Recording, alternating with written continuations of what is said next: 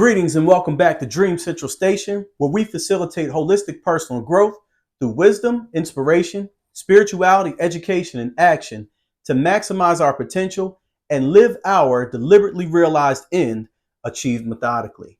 Today's topic, we're going to talk about our thoughts and how they ultimately end in our destiny.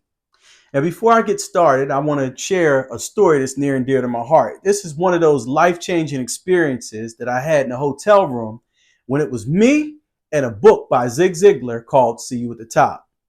See You at the Top was purchased. I purchased that for about 99 cents on Amazon. And when it got to me, I had always wanted to get into it. I had spare time and I finally had a chance to read it. I was ecstatic. I had heard so many great things about Zig Ziglar and See You at the Top. So when I got into the book, he said a few things that really stood out to me. One of the things he said was he wanted to give the reader a checkup from their neck up so that we could eliminate stinking thinking. Another thing that he said was if you help enough people get to where they'd like to go in life, you'll find yourself where you would like to be.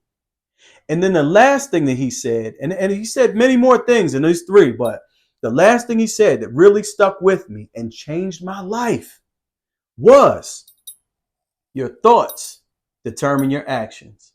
Your actions become a habit.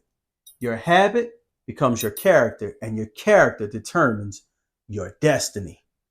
In that moment, when I read that for the first time, I felt very, very powerful. That statement empowered me because it showed me where the rubber meets the road. Where all this invisible, thought-minded intentionality and all that stuff equals the course of my life itself. And I was really excited about that. And I was thinking, what could I share with the dreamers out there that tune in? I want to share this one truth with you. And I want to go into it a little bit more and talk about some of the things that we should do to guard our thoughts. So before Zig Ziglar in the 1900s, there was Lao Tzu in the 6th century BC, about 600 BC. He said Lao Tzu was a famous Chinese scholar, academician, philosopher. And he said, watch your thoughts, they become your words. Watch your words, they become your actions. Watch your actions, they become your habits. Watch your habits, they become your character. Watch your character, it becomes your destiny. So he, like Zig Ziglar, determined that your thoughts have a link to destiny. Matter of fact, he said it before Zig Ziglar, and I would like to think that Zig probably might have borrowed that from Lao Tzu. Well, just like Zig borrowed that from Lao Tzu probably borrowed this, what he said, from my favorite wise person, Solomon. In Proverbs chapter 4, verse 23, Solomon said, 300 years before Lao Tzu, guard your heart above all else, for it determines the course of your life. And this is where we look at the importance of your thoughts. Now, Solomon didn't mean guard your heart like your cardiovascular heart, like that thing that starts beating before you're born and it's the last thing to stop when you pass away. No, he wasn't talking about your cardiovascular heart. He was talking about the center of your being, the force for your life itself. He was talking about your soul, your mind, your will, your intellect. Even when Christ came on the scene in Matthew chapter 4, verse 17, he said, repent, for the kingdom of heaven is at hand. That word repent means change the way you think, because even he understood that your thoughts have an impact on your destiny. If I can change what you think, I can change your life. This is why people flock toward the internet and YouTube to learn different things, because they want to change something about their lives. Well, I think it's funny how when we want to change our lives and we try to do it without a deliberate thought associated with that, it doesn't stick long term. I think about people who say, I know exactly what I want to do. I'm going to diet and exercise. I'm going to meal prep and plan, and I'm going to set out to do all these different things. But if they don't put the thought behind it, the intentional thoughts behind it, then their New Year's resolution, their goals, the things that they said they wanted to do, even though they have instruction, they may not see it through. Because in the process of doing a whole bunch of actions, you may neglect your thought life in the process.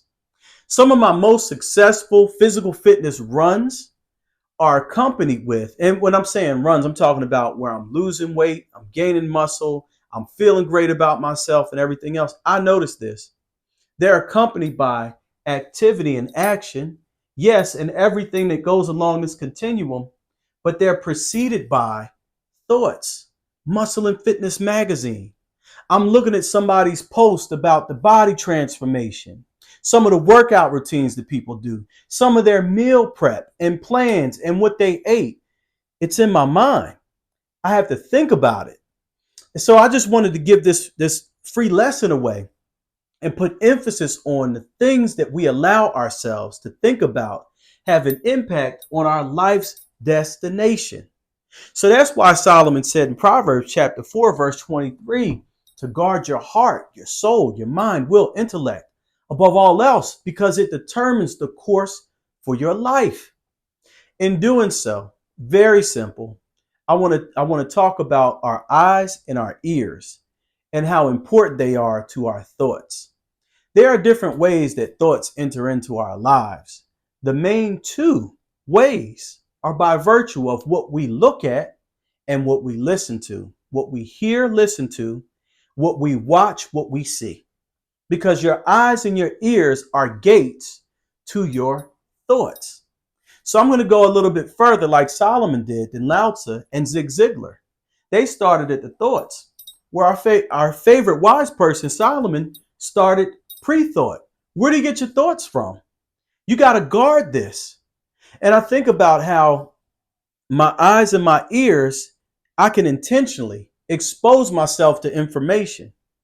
And I can intentionally allow myself to or abstain from certain information. So I just wanted to bring that to everyone's attention, that before you have a thought, you actually have access to things that generate more thoughts. And if you want to have positive thoughts, then I would recommend that you watch and listen to positive things. If you want to have negative thoughts, then you can watch and listen to negative things. I don't know why you would want to have negative things. Maybe because it's human nature. You ever notice that we're naturally drawn to sensational headlines in news and media, the latest gossip? The only thing is we're naturally drawn to those things, but they naturally have a negative impact on our soul, on our thought life. And then I think about the positive things and how you really don't have to go far to see positive things. But if you've been inundated with a whole bunch of negativity, you're not used to it. So I just wanted to encourage everybody out there that when we're talking about our thoughts and how we want to be intentional and we want to deliberately realize a certain outcome in our own life, think about what you allow yourself to see, what you allow yourself to listen to. Very important, because if you guard those two things, you will ultimately contribute toward your life's destination. Good thoughts lead to good actions, which become good habits, which become good character, which becomes a good destiny or a good life. Bad thoughts do the same thing, but in the sake of positive energy and spreading positivity, I'm not going to walk you through that continuum. Very simple, yet profound lesson. Your thoughts become your actions. Your actions become habit. Your habit becomes your character, which is who you are when nobody's looking. It's just how you show up. And your character determines your destiny. All right, dreamers. I'll see y'all next week. Take care.